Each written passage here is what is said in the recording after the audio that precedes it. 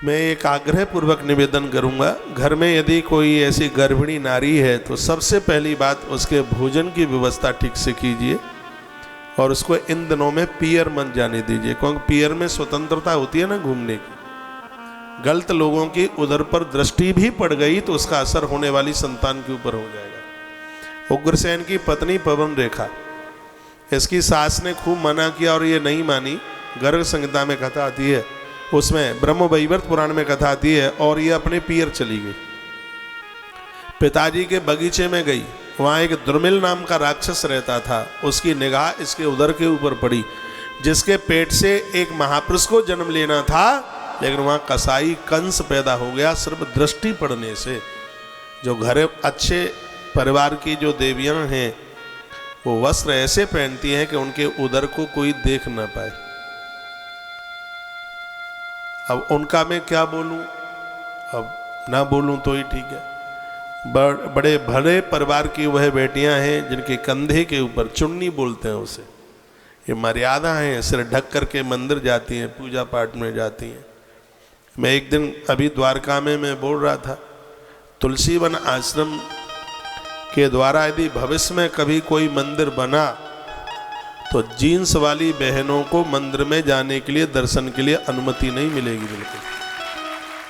आप देखिएगा, समय आने दीजिए, मिलेगी नहीं। भले आप रूठ जाएं, कभी भी ना आए, श्राप दे दे 1000, लेकिन जीन्स वाली बहनों को, जीन्स वाली बेटियों को मंदिर में नो एंट्री, अंदर प्रवेश नहीं मिलेगा।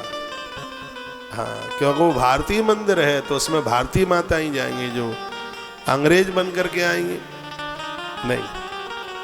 अपनी भारतीय पोशाक तो वंदन करने के लायक है, प्रणाम करने को लायक। घर में कोई नारी है, संतान को जन्म देने वाली है, घर में झगड़ा मत करो, नहीं तो इसका असर होने वाली संतान के ऊपर पड़ेगा। झगड़ा मत करो, कलह मत करो, उसके लिए देसी घी की व्यवस्था करो, अच्छे अच्छे पदार्थ उसके कमरे में दिया जलाओ, अच्छे वीर युवानों के, संत महापुरुषों की, देवी देवताओं की तस्वीर लगाओ उसके कमरे में, उसका वातावरण बहुत बढ़िया करो। फिर देखिए, फिर छत्रपति शिवाजी द्वारा आता है, फिर देखो महाराणा प्रताप आएगा, फिर राजा भोज का आगमन होगा।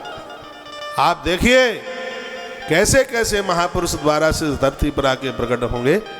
केसर हर जगह नहीं होता, केसर कश्मीर में होता है तो अच्छी औलाद भी अच्छे संस्कारवान माँ के उधर से जन्म लेती है। ये अच्छे बच्चे चाहे जहां जन्म ले लें, ऐसा नहीं है। संस्कारित जीवन है, अच्छी औलाद वहीं आके जन्म लेती। ये महात्मा आकाश से नहीं टपके, वो माता ही है जिन्होंने महापुरुषों को जन्म दिया है। तो बच्चे कैसे हैं ये तो माता पिता के ऊपर है।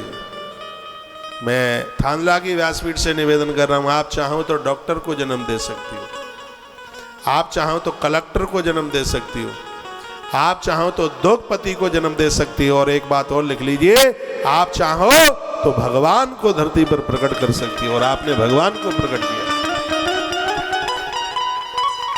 यह क्षमता आपके पास। वो माताएं यहां कितनी मलूक लग रही हैं जिनके सिर के ऊपर पल्लू है।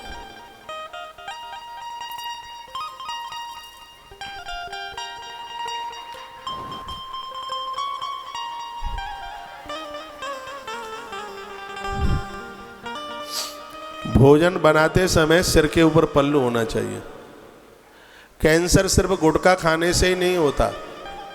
यदि भोजन में बाल भोजन के माध्यम से पेट में चला गया तो 6 महीने में वो शरीर में गांठ बना देगा, और ये गांठें ही तो कैंसर का रूप धारण कर लेती हैं। इसलिए ध्यान रहे इस बात के लिए, भोजन बनाते समय सिर ढका हुआ, जूड़ा बंधा हुआ होना चाहिए। नारी के केस बंधे हुए, चोटी गुथी हुई बढ़िया लगती है। कम फैशन में रहिए। आजकल फैशन बहुत है, कान की रोरी तक कटिंग होती है। ऐसा लगता है कि बॉम्बे जाना है क्या आपको किसी फिल्म निर्माता के यहाँ पिक्चर बनाने में बुलाया जा रहा है। आप भारतीय नारी हैं, भारतीय परंपराओं के साथ, मैं कोई कटाक्ष नहीं कर रहा हूं, आप मेरी बहन है, आप मेरी माँ है, और मैं कटाक्ष करने वाला आदमी नहीं हूं। ये देश को माताओं ने परंपराएं सिखाई हैं।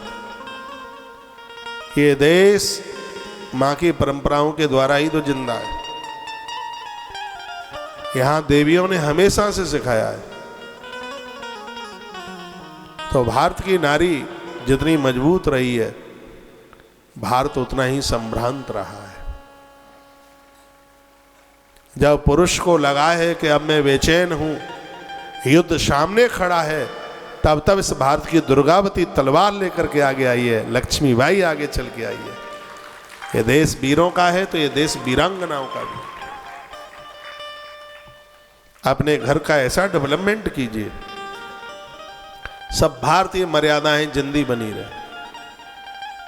भोजन बनाते समय, भगवान का पूजन करते समय और किसी को प्रणाम करते समय, मंदिर में प्रवेश करते समय, चरण छूकर आशीर्वाद लेते समय सिर के ऊपर पल्लू का होना बहुत ज्यादा जरूरी है। पल्लू डाल करके मैं इतना अच्छा लग रहा हूं तो आप कितने अच्छे लगते हैं?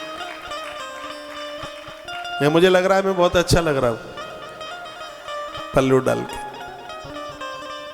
और आप कितने मलूक लगेंगे, आप कितने अच्छे लगेंगे।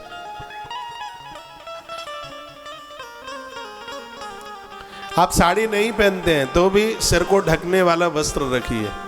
ओढ़नी कहते हैं, जैसे ओढ़नी कहते हैं, चुनरी ओढ़नी,